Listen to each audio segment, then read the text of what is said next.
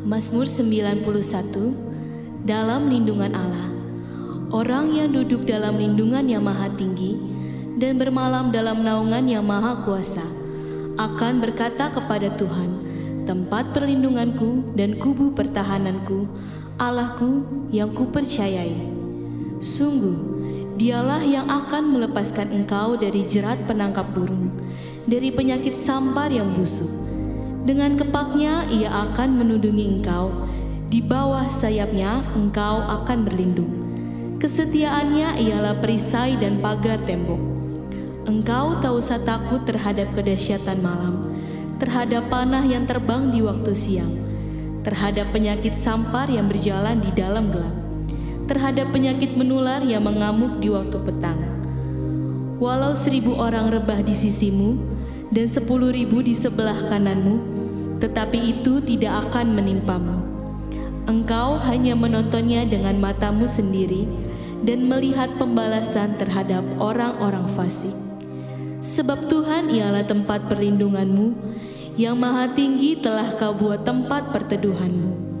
Malapetaka tidak akan menimpa kamu, dan tulah tidak akan mendekat kepada kemahmu. Sebab malaikat-malaikatnya akan diperintahkannya kepadamu, untuk menjaga engkau di segala jalanmu. Mereka akan menatang engkau di atas tangannya, supaya kakimu jangan terantuk kepada batu. Singa dan ular tedung akan kau langkahi, engkau akan menginjak anak singa dan ular naga.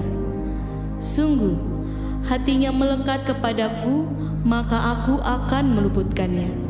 Aku akan membentenginya sebab ia mengenal namaku.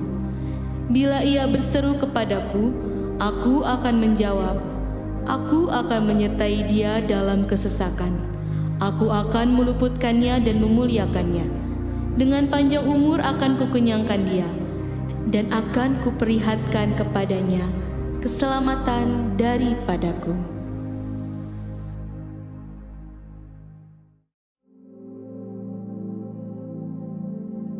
Shalom semua, saya mau mengajak saudara untuk menggambarkan sosok Tuhan. Apa yang ada di benak saudara? Laki-laki atau perempuan? Banyak dari kita pasti akan menggambarkannya sebagai sosok laki-laki, bukan perempuan. Rasanya jarang sekali sosok Tuhan digambarkan sebagai seorang ibu dan seringkali digambarkan dengan maskulinitas seorang bapak. Tapi tahukah Anda bahwa sebetulnya Tuhan itu tidak bergender? Dia bukan laki-laki ataupun perempuan. Menurut Yohanes 4 ayat 24, Tuhan adalah roh. Akan tetapi, dalam penulisan Alkitab yang didasarkan pada budaya bangsa Israel yang patriarkal, disitulah Tuhan digambarkan sebagai sosok laki-laki, yaitu sebagai raja dan bapa. Saat mengekspresikan dirinya, Yesus pun mengajarkan gerejanya sebagai mempelai wanita dan dia sebagai mempelai pria. Tujuannya adalah untuk menunjukkan bahwa Israel menyembah Allah yang benar, yang memelihara dan membela. Berbeda dari bangsa-bangsa di sekeliling mereka yang menganut kebudayaan pagan dan kebanyakan mengambil sosok dewi-dewi untuk disembah. Walaupun iman dasar kekristenan percaya bahwa Yesus adalah putra dari Allah Bapa dan ini mengandung makna maskulinitas. Akan tetapi, Tuhan juga digambarkan sebagai seorang ibu. Di dalam Yesaya 66 ayat 12-13, Tuhan berkata, "Kamu akan menyusu, akan digendong, akan dibelai-belai di pangkuan, seperti seseorang yang dihibur ibunya. Demikianlah aku ini akan menghibur kamu." Semua implikasi tersebut bukan untuk membedakan nilai, hak, dan martabat laki-laki dan perempuan. Di hadapan Tuhan, kita semua adalah setara, yaitu sebagai pembawa gambaran Tuhan. Demikian pula dalam gereja dan pelayanan. Tuhan memberi tempat kepada perempuan. Banyak contoh dalam Alkitab yang menunjukkan perempuan dihormati dan dipercaya untuk memimpin, mengajar, dan bernubuat. Dalam pelayanan Yesus, ia juga menghilangkan diskriminasi terhadap kaum perempuan dan penyalahgunaan otoritas laki-laki. Yesus menjadi sahabat perempuan dan mendorong perempuan untuk memberitakan Injil. Yesus pun memuji, membela, dan menyelamatkan perempuan yang seringkali direndahkan. Gereja kita pun konsisten mengikuti ajaran Tuhan, di mana perempuan dapat diangkat sebagai gembala, guru, worship leader, pengkhotbah, dan sebagainya. Mungkin ada yang bertanya, kemudian bagaimana dengan ayat yang tertulis dalam 1 Timotius 2 ayat 9-15 yang sepertinya mengharuskan perempuan berdiam diri, dilarang mengajar, dan tidak boleh berdandan? Perlu diketahui bahwa konteks ayat tersebut Paulus tujukan untuk mengajar jemaat Efesus yang dilanda ajaran sesat, pengaruh dari budaya paganisme setempat, di mana beberapa kaum perempuan elit yang melayani dianggap sebagai dewi dan mendominasi, mengambil alih otoritas yang merusak tatanan struktur Tuhan, bahkan mengajarkan ajaran sesat.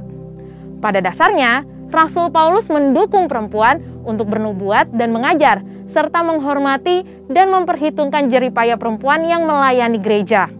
Jadi, kekristenan sebetulnya adalah kabar sukacita untuk kaum perempuan yang mengubah pola pikir bahwa laki-laki adalah sosok yang lebih superior.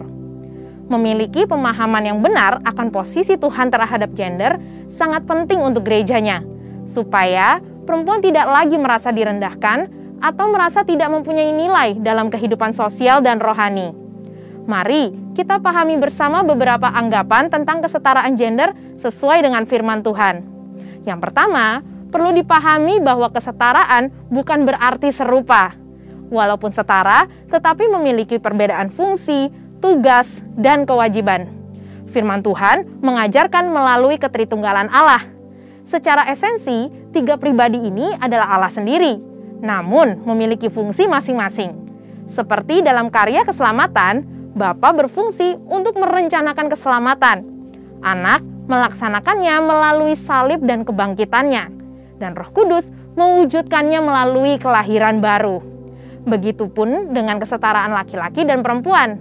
Walaupun memiliki hak manusiawi yang sama, namun memiliki fungsi dan kewajiban yang berbeda, khususnya dalam pernikahan. Laki-laki dengan maskulinitasnya sebagai kepala yang berkewajiban memenuhi kebutuhan keluarga dan memberi perlindungan. Sedangkan perempuan dengan karunia lemah lembutnya berfungsi sebagai penolong yang memelihara keluarganya dan membantu mewujudkan rencana keluarga. Yang kedua, pahami bahwa penundukan diri tidak menjadi tanda nilai status yang lebih rendah. Umumnya, dunia memiliki pemahaman ketika seseorang tunduk pada otoritas yang lebih tinggi, artinya orang tersebut punya nilai status lebih rendah. Padahal nyatanya, penundukan diri adalah ekspresi ketaatan dan penghormatan. Meskipun Yesus sama derajatnya dengan Bapa, ia tetap tunduk pada perintah Bapa dan menjadi satu kemuliaan bagi Allah. Perempuan sebagai penolong laki-laki bukan berarti lebih rendah derajatnya.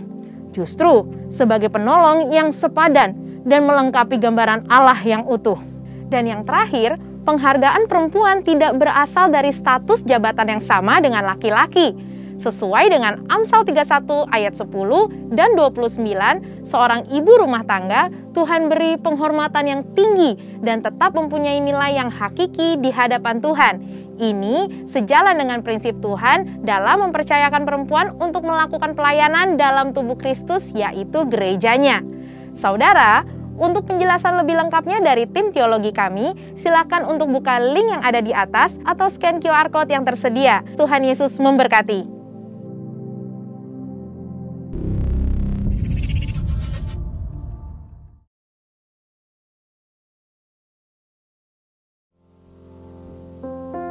Puji nama Tuhan. Shalom saudara kasih, shalom. Saya boleh melihat tangan-tangan terangkat orang yang bersuka cita. Mari kita berikan kemuliaan, tepuk tangan bagi Tuhan kita yang luar biasa. Haleluya. Mari kita siapkan hati kita sebelum kita memasuki ibadah pagi hari ini. Kita berdoa. Bapa, kami bersyukur pagi hari ini. Kami percaya kami ada di tempat ini semua karena anugerah dan kebaikan Tuhan. Kami percaya di tahun paradigma yang baru ini, hidup kami semakin dekat, semakin intim dengan Tuhan. Sebab apapun yang terjadi, keadaan yang terjadi, kami percaya rancangan hari depan kami adalah masa depan yang penuh pengharapan di dalam Tuhan. Terima kasih Yesus, terima kasih. Biarlah pagi hari ini kami persembahkan segalanya. Doa, pujian, syukur kami hanya kemuliaan nama Tuhan Yesus. Yang siap meninggikan Tuhan lebih lagi bersama, katakan, kita berikan kemuliaan bagi Tuhan kita. Kita bersyukur kita punya Tuhan yang merancangkan hari depan yang penuh harapan. Tuhan yang tak pernah gagal dan tak pernah lalai akan setiap janji-janjinya. Amin. Yang percaya boleh lambaikan tangan. Mari sekali lagi kita berikan tepuk tangan bagi Tuhan kita. Mari bersama kita angkat pujian ini dengan segenap hati. Engkau yang lebih tahu cara untuk membuka jalanku. Engkau yang lebih mengerti cara untuk menolong hidupku.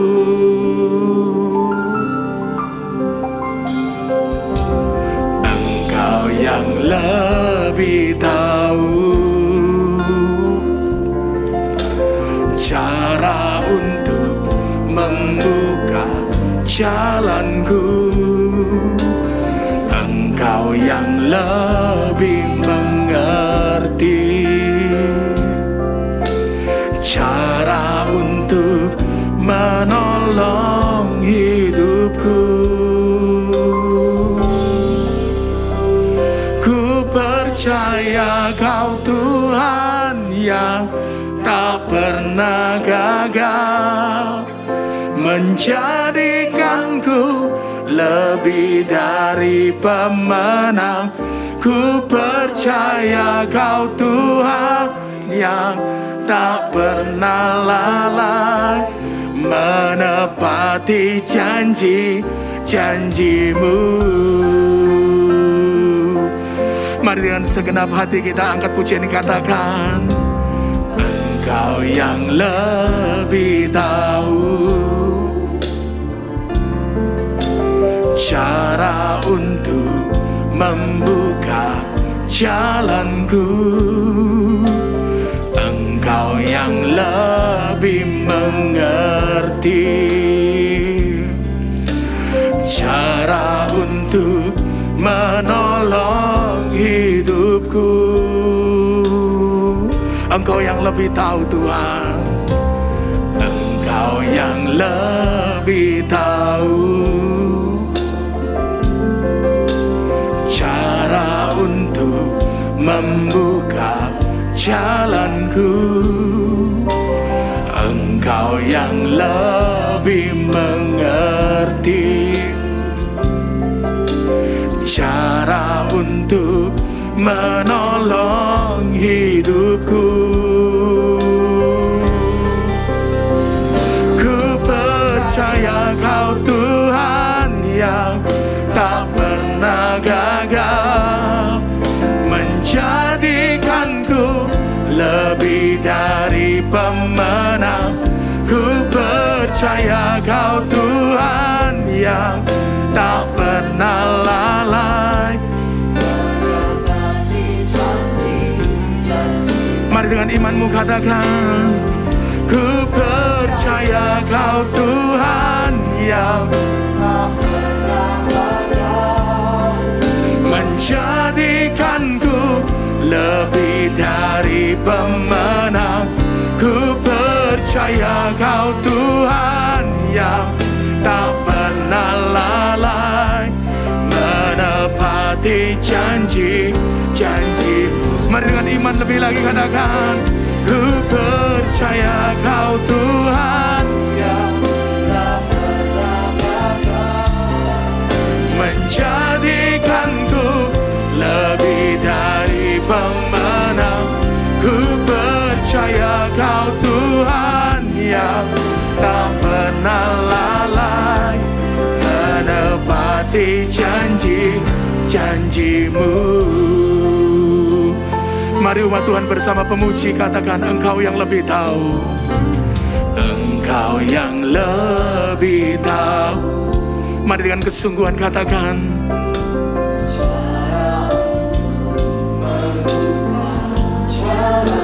benar Tuhan.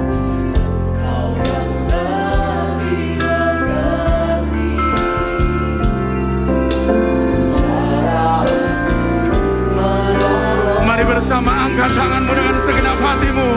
Katakan,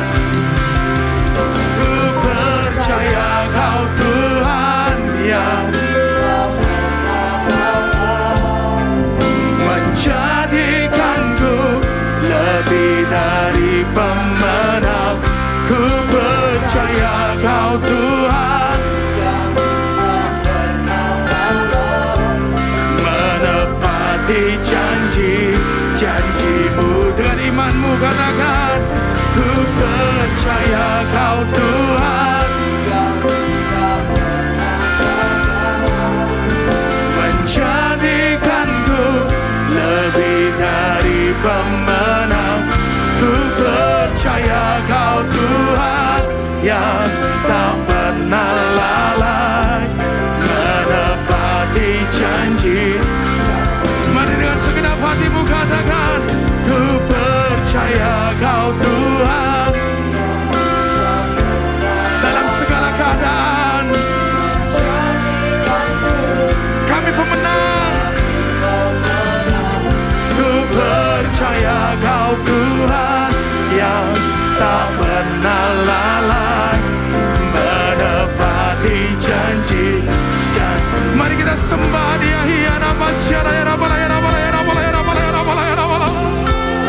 Sungguh kami percaya Tuhan, hari depan kami dipenuhi pengharapan, hari depan kami dipenuhi penyertaan Tuhan.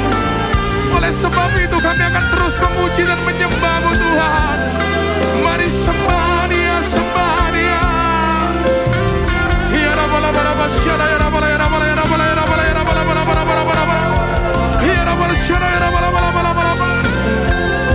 Tuhan yang tak pernah gagal, Tuhan yang tak pernah lalaikan setiap janji-janjinya.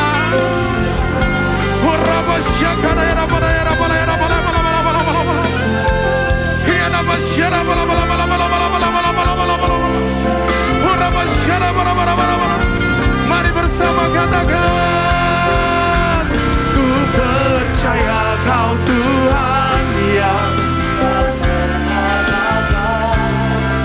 menjadikanku lebih dari pemenang.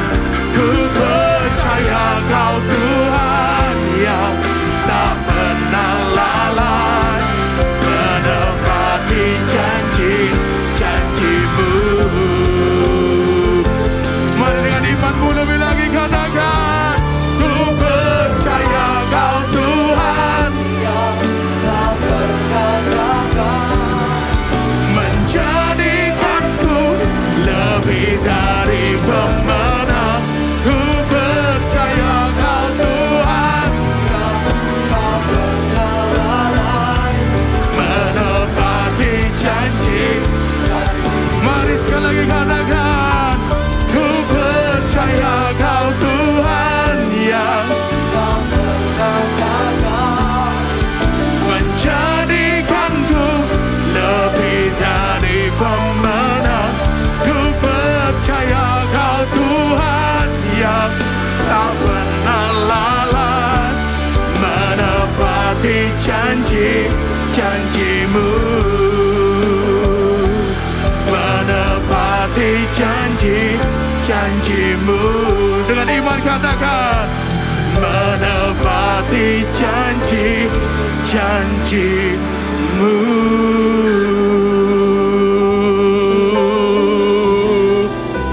Sungguh kami percaya Kau Tuhan yang tak pernah gagal, tak pernah lalai akan setiap janji-Mu. Kami bersyukur. Mari sembah Dia, sembah Dia. Bukankah Dia Tuhan yang berjanji? Dia Tuhan yang setia, yang tak pernah merancangkan kegagalan bahkan kecelakaan, bahkan akan menepati setiap janji-janjinya dalam hidup kita, saudara. Mari sembah Dia, sembah Dia. Apapun keadaanmu, apapun kondisimu, percaya kasih setianya, percaya anugerahnya. Ya bala sembah Dia, sembah Dia. Ya bala syaramo. Haleluya. Yesus Tuhan.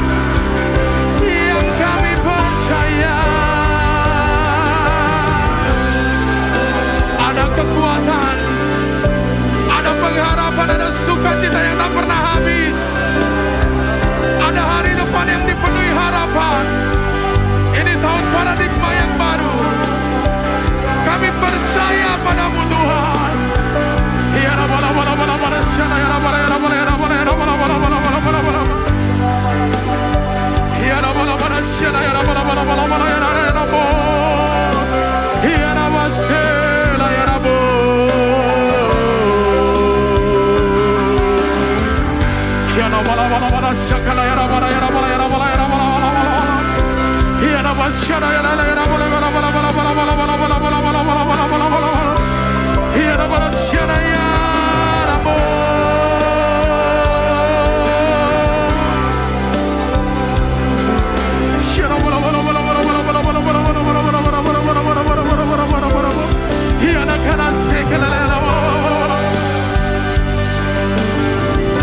Hadirat-Mu di depan ini, hadirat-Mu di depan ini Tuhan.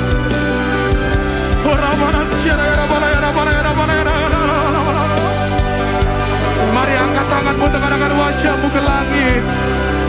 Sembah Dia dengan segenap hati, kekuatan jiwa dan rohmu.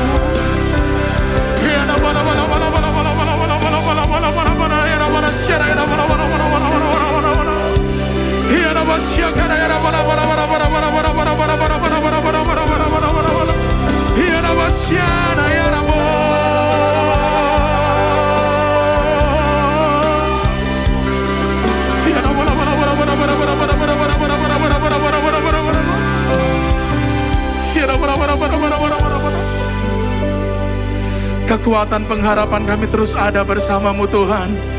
Di dalam hadirat kudus-Mu kami menyembah-Mu Tuhan. Kami percaya Engkau Tuhan yang tak pernah gagal dan lalai akan setiap janji-janji-Mu Tuhan. Terima kasih Tuhan, terima kasih. Bahkan kami percaya janji-Mu layaknya fajar di pagi hari yang tiada pernah berhenti. Tidak akan pernah terlambat bersinar bagi setiap kami Tuhan. Kami pegang terus janji-janji-Mu Tuhan.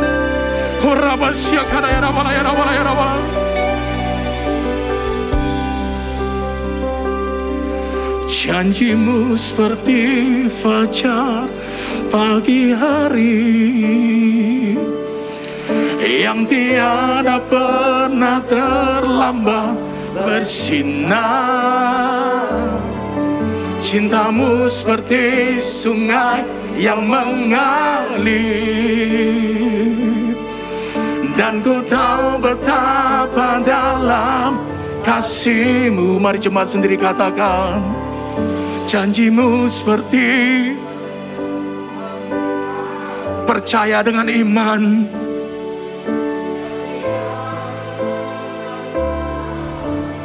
Kami siap menerimanya Tuhan. Cinta-Mu seperti sungai yang mengalir, dan ku tahu betapa dalam kasih-Mu. Mari bersama bangkit berdiri dan katakan, janji-Mu seperti fajar pagi hari. Ini yang kami selalu nantikan Tuhan.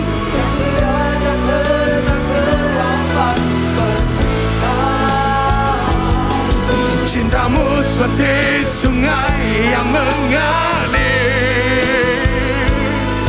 dan ku tahu betapa dalam kasih. Mari angkat tangan terima janji Tuhan. Janji-Mu seperti fajar pagi hari yang tiada pernah terlambat bersinar. Cinta-Mu seperti sungai yang mengalir, dan ku tahu betapa dalam kasih-Mu. Mari sekali lagi, janji-Mu seperti fajar pagi hari. Yes, yang tiada pernah terlambat bersinar. Iman kami, cinta-Mu seperti sungai yang mengalir. Dengan iman katakan, dan ku tahu betapa dalam kasih-Mu, dan ku tahu betapa dalam kasih-Mu.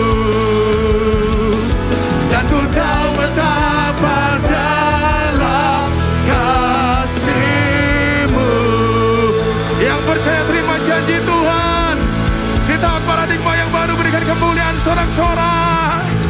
Haleluya. Kami percaya Tuhan, Engkau Tuhan yang berjanji dan akan menepatinya. Saat ini kami akan bersuka cita terbang tinggi melewati segala badai dalam kehidupan kami. Yang siap bersuka cita di dalam nama Tuhan Yesus bersama katakan. Surga mendengar katakan. Ayo bersuka cita lebih lagi saudara. Dia Allah yang akan membawa kita terbang tinggi melewati segala badai dalam hidup kita.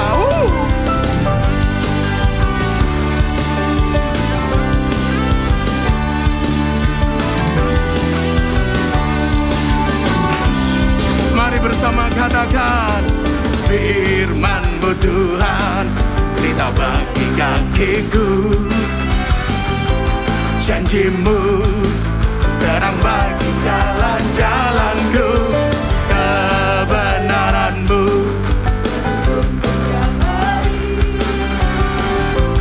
ku menantikan-Mu, beri kekuatan. Ayo bentangkan tangan katakan, ku kan terbang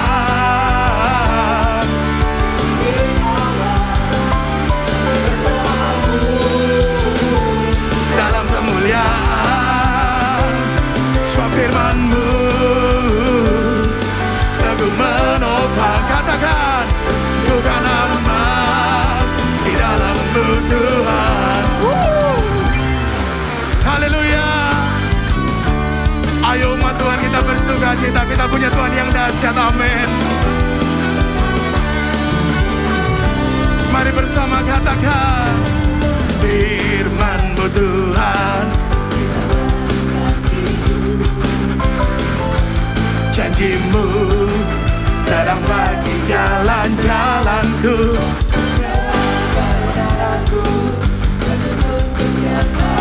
Mari nantikan Tuhan, ku menantikan-Mu, beri kekuatan. Ayo bentangkan tangan, ku kan terbang tinggi di awan bersama-Mu dalam kemuliaan. Sebab firman-Mu teguh menopang. Ku kan aman di dalam-Mu Tuhan. Bersama katakan, jalanku di atas jalan-jalanku. Rancangan-Mu melebihi rancanganku. Firman-Mu sungguh telah membebaskanku. Berjalan lebih tinggi, berjalan bersama-Mu. Mari semua katakan, ku kan terbang. Ayo bentangkan tangan saudara. Ini iman kita. Dalam kemuliaan.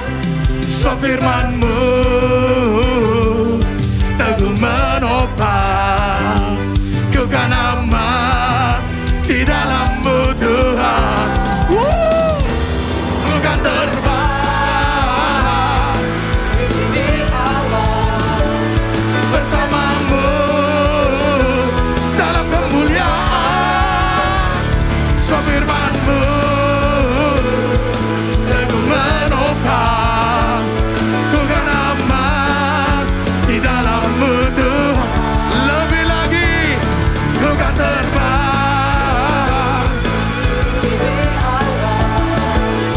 bersama-Mu dalam kemuliaan.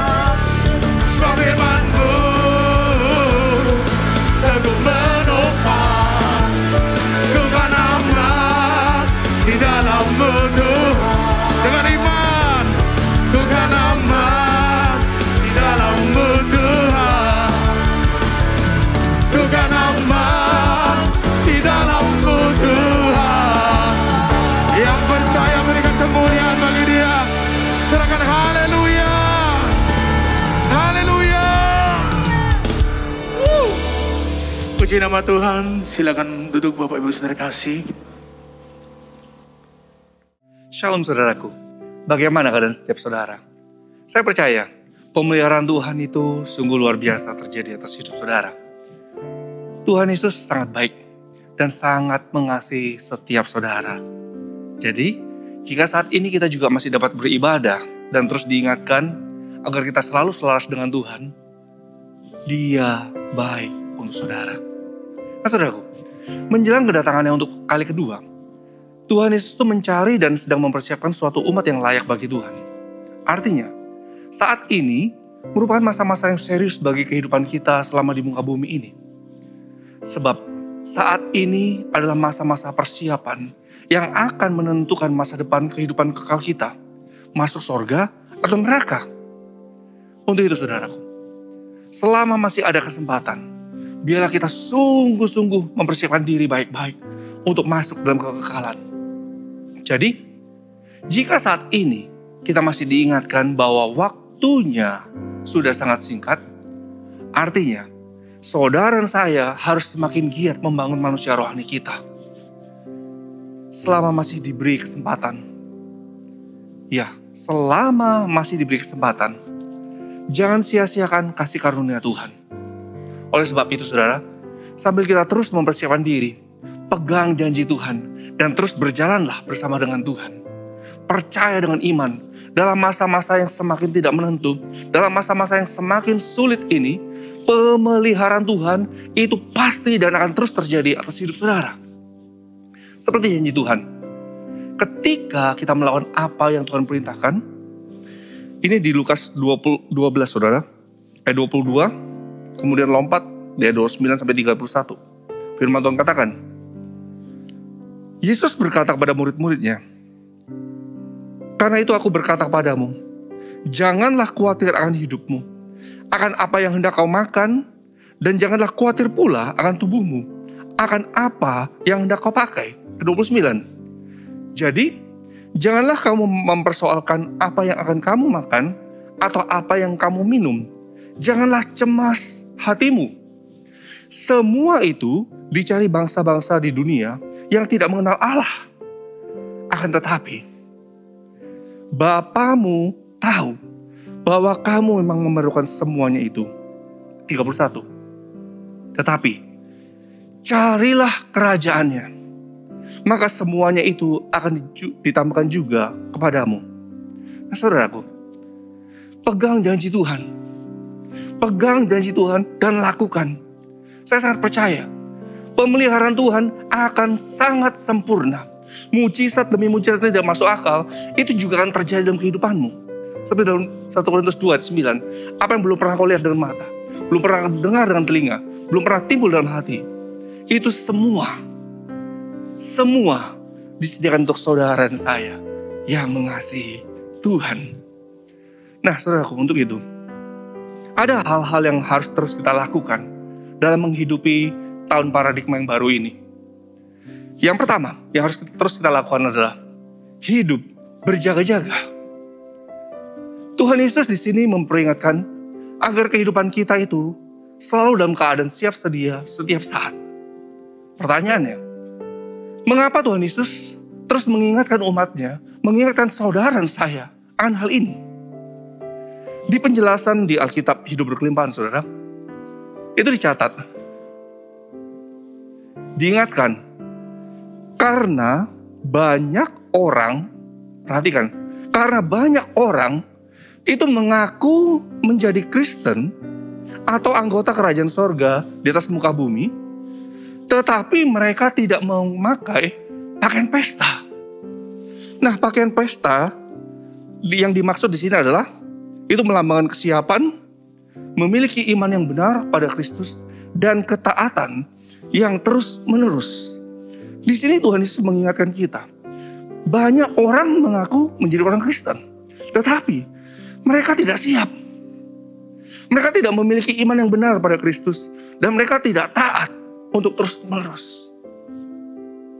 Firman Tuhan di Lukas 12 ayat 37a dan 40 mengingatkan, berbahagialah hamba-hamba yang didapati tuannya berjaga-jaga ketika ia datang. Ayat 40, hendaklah kamu juga siap sedia, karena anak manusia datang pada saat yang tidak kamu sangkakan.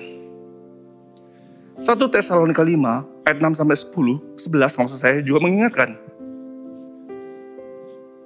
Sebab itu baiklah jangan kita tidur seperti orang-orang lain, tetapi berjaga-jaga dan sadar.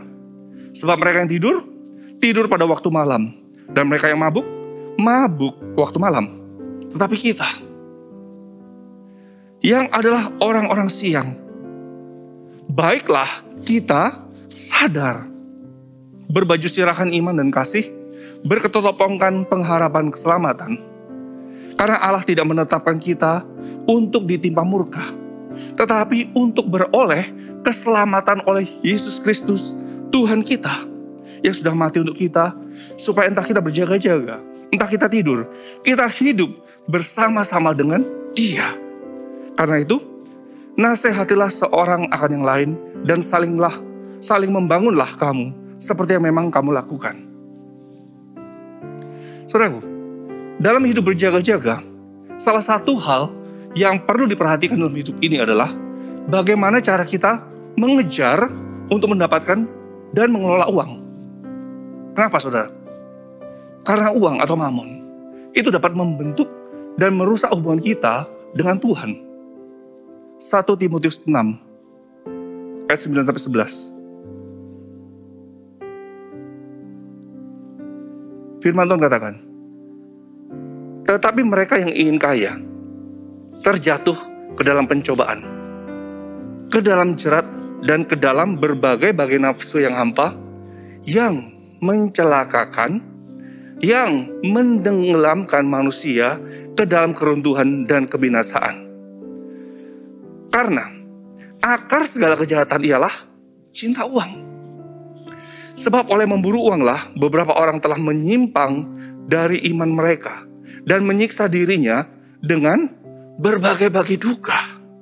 Tetapi engkau, hai manusia Allah, jauhilah semuanya itu. Kejarlah keadilan, ibadah, kesetiaan, kasih, kesabaran, dan kelembutan. Firman Tuhan juga mengingatkan di Lukas 12 ayat 15, saudaraku. Tuhan Yesus katakan pada murid-muridnya, katanya lagi kepada mereka, berjaga-jagalah dan waspadalah terhadap segala ketamakan. Sebab walaupun seorang berlimpah-limpah hartanya, hidupnya tidaklah tergantung daripada kekayaan itu. Nah, saudaraku, sebagai umat Tuhan, salah satu pesan yang Tuhan Yesus itu peringatkan di hari-hari terakhir ini, yang harus kita waspadai adalah masalah cinta uang dan ketamakan. Ketamakan di sini, saudara, berarti kehausan untuk memiliki lebih banyak lagi. Jadi, orang tersebut tidak akan pernah puas dengan apa yang ada. Tendensi orang yang prioritas utamanya itu mengejar, atau hidupnya itu mengejar kekayaan, dia tidak akan pernah puas akan apa yang dia miliki saat ini. Selalu aja merasa kurang, dan selalu ingin lebih, dan lebih. Lama-lama, saudara, secara sadar tidak sadar, uang, mamon, kekayaan, ketamakan, itu mengikat dan menguasai hidup orang tersebut. Alkitab menyebutkan bahwa tamak dalam mengejar kekayaan adalah sebagai penyembahan berhala. Saya ulangi, Alkitab mengatakan bahwa tamak dalam mengejar kekayaan adalah sebagai penyembahan berhala yang menimbulkan perhambaan dan akhirnya kebinasaan. Ini merupakan rintangan, saudara, terhadap keselamatan kekal kita. Oleh karena itu, Tuhan Yesus terus memperingatkan setiap saudara saya, memperingatkan umatnya sepanjang zaman. Apalagi saat ini, saudara, dalam masa-masa seperti saat ini, kita diingatkan dan disuruh untuk sungguh-sungguh terus hidup berjaga-jaga. Karena apa? Karena kita tidak tahu apa yang terjadi dalam hidup ini. 1 menit depan, 2 menit, tak tahu. Lukas 12 ayat 20-21. Tetapi firman Allah kepadanya, hai engkau orang bodoh, pada malam ini juga jiwamu akan diambil daripadamu, dan apa yang telah kau sediakan Untuk siapakah itu nanti? Kemudian ayat 21. Demikianlah jadinya dengan orang yang mengumpulkan harta bagi dirinya sendiri, jikalau ia tidak kaya di hadapan Allah. Di sini firman Tuhan itu memperingatkan kita. Ini perlu kita tangkap baik-baik. Dari ayat-ayat di atas, saudara, kita harus tangkap sungguh-sungguh pesan peringatan Tuhan. Jika dalam hidup ini, coba kita cek dalam kehidupan kita. Jika dalam kehidupan ini, kita jadikan kekayaan duniawi itu menjadi hal utama yang dikejar, maka saya mau katakan, firman Tuhan katakan, kita akan binasa selama-lamanya. Yang Tuhan mau adalah, yang Tuhan mau, saudara dan saya lakukan adalah, kita terus dalam kondisi hidup berjaga-jaga. Menaruh prioritas utama hidup kita adalah mengejar Tuhan. Yang mau katakan amin. Hal yang kedua, apa yang harus terus kita lakukan dalam menghidupi tahun paradigma yang baru ini? Yang kedua, mencari dahulu kerajaan Allah dan kebenarannya. Nah, saudaraku, di sini Alkitab Hidup Berkelimpahan itu mencatat kata kerja mencari itu menunjuk terjadinya keasikan terus-menerus ketika mencari sesuatu atau berusaha sungguh-sungguh dan tekun untuk memperoleh sesuatu. Ciri dari orang yang mencari dahulu kerajaan Allah dan kebenarannya adalah orang-orang yang selama hidupnya atau dalam hidupnya selama di muka bumi ini itu lebih mengutamakan untuk mengejar harta sorgawi, yaitu perkara-perkara yang di atas, perkara-perkara yang sorgawi, yaitu firman-Nya, kehadiran Tuhan, kekudusan Tuhan, dan hubungan kita dengan Dia. Sampai akhirnya apa? Sampai akhirnya kita kembali pada kekekalan, yaitu sorga. Di sini saya akan berikan contoh. Kita bisa belajar dari Rasul Paulus. Rasul Paulus adalah orang yang luar biasa, saya katakan. Kehidupan pertobatannya ekstrim. Yang dari awalnya dia membunuh orang-orang Yahudi, orang-orang Kristen yang percaya. Akhirnya dia ketemu Tuhan. Waktu dia ketemu Tuhan, dia bertobat menerima Yesus sebagai Tuhan dan Juru Selamat. Apa yang terjadi, saudara? Kehidupannya berubah. Cara pandangnya berubah. Cara pikirnya berubah. Yang dia kejar selama sisa hidupnya, sejak pengenalan Kristus, itu adalah sorga. Tuhan Yesus menyenangkan dia. Di 2 Korintus 4 ayat 7-11, saudara. Apa yang dia tulis di situ? Dikatakan begini.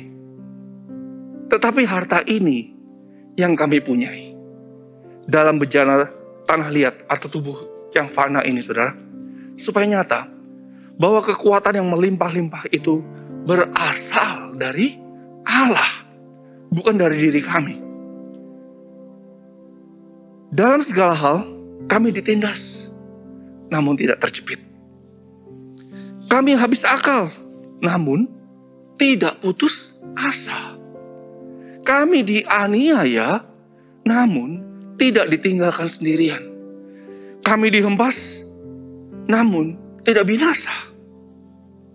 Kami senantiasa membawa kematian Kristus dalam tubuh kami. Supaya apa? Supaya kehidupan Yesus juga menjadi nyata di dalam tubuh kami. Sebab kami yang masih hidup ini terus-menerus diserahkan kepada maut. Saudara coba catat, perhatikan ya. Sebab kami, Rasul Paulus dan kawan-kawan pada waktu itu, yang masih hidup, itu terus-menerus diserahkan kepada maut. Karena Yesus. Supaya apa? Supaya juga hidup Yesus menjadi nyata dalam tubuh kami yang fana ini. Kalau kita perhatikan di sini, saudara, wow, ini proses untuk Rasul Paulus ini luar biasa dalam mengikuti Yesus. Sejak dia ketemu Tuhan Yesus, dia mau sungguh-sungguh melayani dia, mau menyenangkan dia. Rasul Paulus itu banyak sekali mengalami segala hal yang tidak enak. Penderitaan maupun aniaya, itu datang silih berganti. Tetapi apa yang terjadi? Hatinya terhadap Tuhan Yesus itu tidak berubah. Dia terus sungguh-sungguh mencari dan mengejar kerajaan Allah dan kebenarannya. Dia sungguh-sungguh mengejar dia. Sungguh-sungguh mau menyenangkan dia. Sikap hati dan pernyataan yang sama seperti di ayat-ayat selanjutnya. Ini juga harus kita miliki, saudara. Seperti Rasul Paulus. Ini juga harus kita miliki. Di ayat 16. 2 Korintus 4 ayat 16 sampai 5, pasal 5 ayat 1. Dikatakan begini. Sebab itu kami tidak tawar hati. Wow, luar biasa ya. Sudah ngalamin penderitaan, aniaya karena Kristus. Kami tidak tawar hati. Tetapi meskipun manusia lahiriah kami semakin merosot, namun manusia batiniah kami itu diperbaharui dari sehari ke sehari. Dan dia katakan begini, kalau orang yang terus memandang pada Yesus, dikatakan begini, sebab penderitaan ringan yang sekarang ini mengerjakan bagi kami kemuliaan kekal yang melebihi segala-galanya, jauh lebih besar daripada penderitaan kami. Sebab kami tidak memperhatikan yang kelihatan, melainkan yang tidak kelihatan. Karena yang kelihatan adalah sementara, sedangkan yang tidak kelihatan adalah kekal. Karena kami tahu bahwa jika kemah tempat kediaman kita di bumi ini dibongkar, atau tubuh yang fana ini kita mati, saudara, Allah telah menyediakan suatu tempat kediaman di sorga bagi kita. Suatu tempat kediaman yang kekal, yang tidak dibuat oleh tangan manusia. Wow, ini luar biasa ya. Luar biasa. Mengalami penderitaan aniaya, gak tawar hati. Tetapi mereka menganggap semua ini ringan. Karena apa? Dibandingkan dengan kehidupan kekal selama-lamanya di sorga. Yang sementara di muka bumi ini gak ada artinya, saudara. Di muka bumi cuma sebentar. Kita cuma transit. Tapi selama-lamanya itu di sorga. Dan kalau kita bisa menaruh hati dan pikiran kita kepada suatu tujuan, ketemu Tuhan Yesus, tinggal bersama dengan Tuhan Yesus selama-lamanya di sorga. Artinya apa? Kita juga akan memiliki hati yang sama.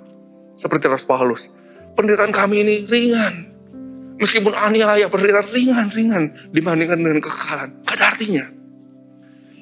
Nah, saat ini Tuhan juga sedang mencari umat yang memiliki sikap hati seperti Rasul Paulus. Yang mau mengarahkan mata hati, kekuatan, untuk sungguh-sungguh terus mengejar kerajaan Allah. Suatu umat yang berjanji dan melakukan untuk kuat setia sampai akhir. Dan umat ini juga berjanji dan berkata, apapun yang terjadi, berapapun harganya, prioritas hidupnya akan terus diarahkan ke surga untuk mengejar harta surgawi. Bukan hanya kepada hal-hal yang di bumi. Dan mereka bisa berani berkata, meskipun ada konsekuensi, akan juga mengalami banyak aniaya maupun penderitaan. Karena Kristus yang harus ditanggung selama hidup di muka bumi ini. Karena apa? Karena saudara melakukan firman Tuhan. Orang-orang seperti inilah yang disebut akan menjadi kaya di hadapan Allah. Untuk itu saudaraku, selama kita berada di jalurnya Tuhan, selama kita berada di dalam tudung kemuliaan Tuhan, jangan khawatir untuk hidupmu. Jangan khawatir untuk hidupmu. Seperti janji Tuhan, jika kita mencari, mengejar Tuhan dengan hati yang tulus, maka segala berkat dan kepenuhan janji Tuhan itu akan saudara alami di bumi dan masuk surga. Yang percaya amin. Mari saudara, saat ini yuk janji di hadapan Tuhan untuk terus hidup berjaga-jaga. Set fokus hidup kita mencari kerajaan Allah dengan setia dan taat sampai akhir. Ayo lakukan bagian kita. Dalam masa-masa persiapan ini, lakukan bagian kita. Dan teruslah percaya, janji Tuhan itu pasti digenapi dalam kehidupan setiap saudara. Ayat yang terakhir saudara. Firman Tuhan di Ulangan 30 ayat 9-10. Firman Tuhan katakan, Tuhan Allahmu akan melimpahi engkau dengan kebaikan dalam segala pekerjaanmu, dalam buah kandunganmu, dalam hasil ternakmu, dalam hasil bumimu. Sebab Tuhan Allahmu akan bergirang kembali karena engkau dalam keberuntunganmu, seperti ia bergirang pada nenek moyangmu dahulu.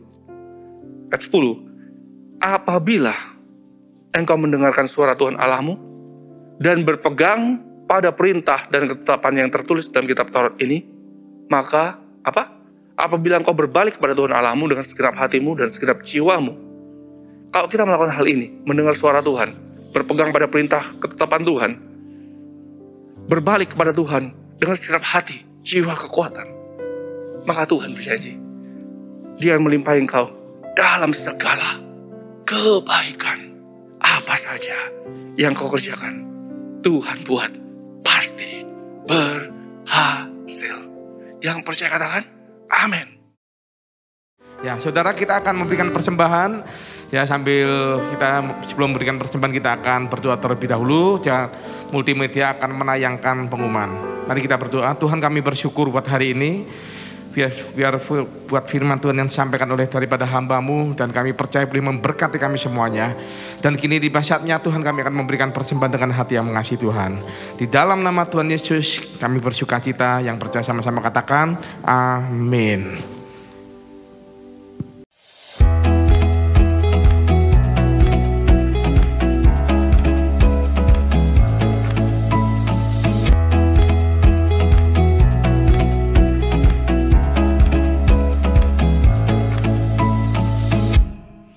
Shalom, dengan penuh sukacita kami menyambut Bapak Ibu Saudara dalam ibadah raya GBI Suropati. Selamat bergabung dengan keluarga besar GBI Suropati Malang. Berikut GBI Suropati News dalam sepekan. Hai kids, ayo ikuti ibadah online Suropati Kids setiap hari Minggu pukul 10 pagi melalui Zoom Meeting. Dan untuk JC diadakan setiap minggu kedua dan keempat pukul 16.30 melalui Zoom Meeting. Gereja mengadakan menara doa setiap hari Senin sampai dengan Jumat pukul 10 hingga 12 siang bertempat di Sekretariat GBI Suropati, Jalan Raya Langsep nomor 30, Malang. Menara doa online diadakan setiap hari Rabu pukul 10 waktu Indonesia bagian Barat yang dapat diakses melalui kanal YouTube kami. Kami menginformasikan bahwa ibadah doa malam online pada tanggal 15 April 2022 digabungkan dengan ibadah Jumat Agung onsite yang disiarkan secara live streaming melalui kanal YouTube GBI Suropati Malang. Doa Fajar diadakan setiap hari Selasa sampai dengan Jumat pukul 4.45 pagi waktu Indonesia Barat bertempat di Sekretariat GBI Suropati. Ibadah doa puasa diadakan setiap hari Sabtu pukul 10 pagi waktu Indonesia Barat bertempat di Sekretariat GBI Suropati.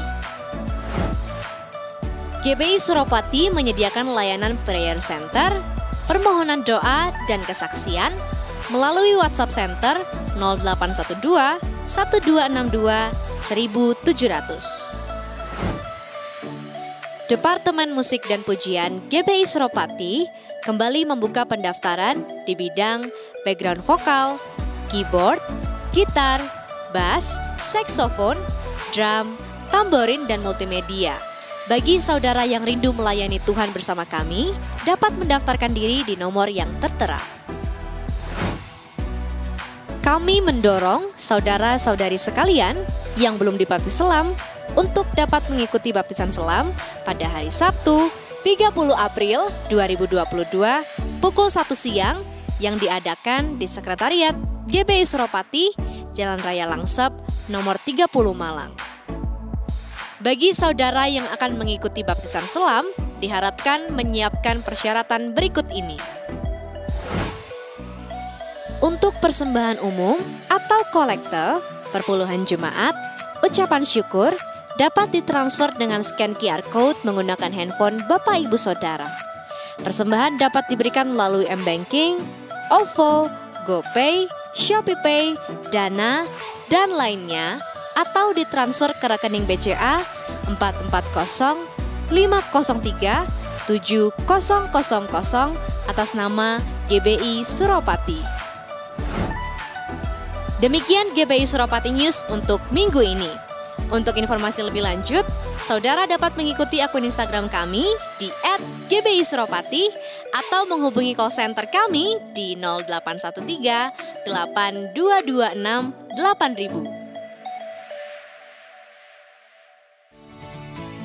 Buat kalian anak-anak muda atau yang berjiwa muda, hadirilah ibadah Next Gen Malang setiap hari Sabtu jam 5 sore bertempat di Main Armet 2, Jalan Panglima Sudirman, nomor 14, Rampal, Malang. Dan jangan lupa follow Instagram kami di @nextgenmalang.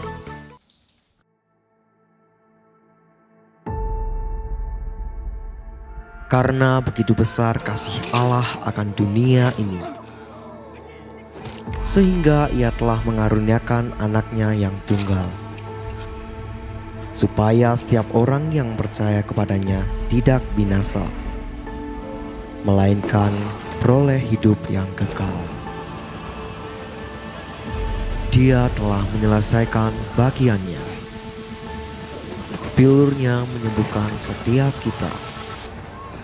Darahnya menebus dosa kita.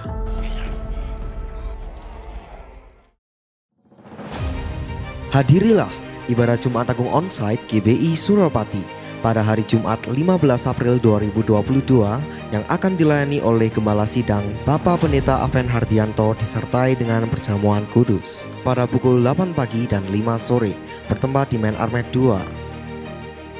Ibadah Jumat Agung ini disertai layanan live streaming yang disiarkan mulai pukul 8 pagi melalui kanal YouTube kami. Untuk ibadah Paskah Onsite GBI Suropati pada tanggal 17 April 2022 diadakan dalam 3 kali ibadah pada pukul 7 pagi, 9 pagi, dan 5 sore. Sampai berjumpa kembali minggu depan. Tuhan Yesus memberkati.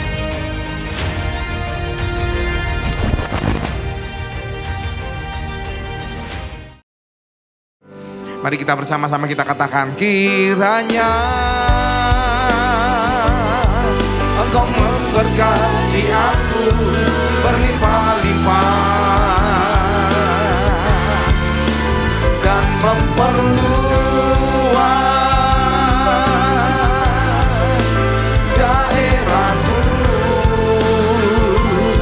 dan kiranya tangan Tuhan dan kiranya menyertai aku dan melindungi aku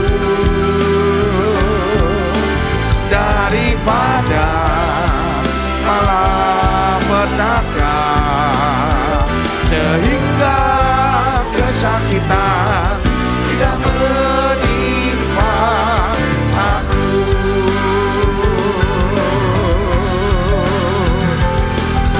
Ku percaya Engkau jawabku, aku yang percaya sama-sama katakan amin. Mari kita berikan kemuliaan buat Tuhan kita. Haleluya. Terima kasih Tuhan, terima kasih. Para sekarang, saudara, arahkan hati saudara kepada Tuhan, buka kedua tangan saudara, terima berkat daripada Allah sendiri. Sekarang terima berkat penyertaan perlindungan berlimpah-limpah daripada Allah Bapa melalui Putra Tunggal, penyertaan dengan Roh Kudus yang menyertai kita dari hari ini sampai Maranatha.